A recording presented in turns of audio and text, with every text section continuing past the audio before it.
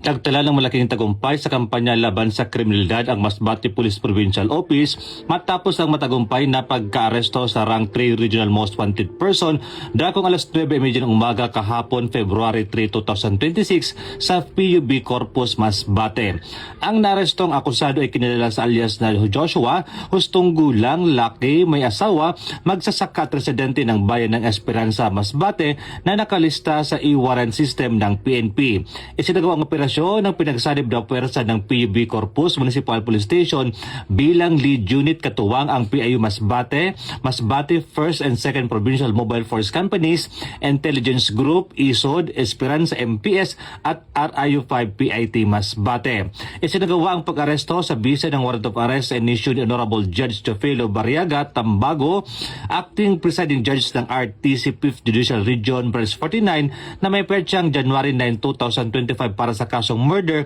na walang inirekomendang piyansa. Matapos ang pag-aresto, agad na dinala ang akusado sa PUV Corpus MPS para sa kulang disposisyon, dokumentasyon, patunay ng patuloy na determinasyon ng Masbate PPO sa pagtugis ng mga wanted persons at paghatid ng hustisya.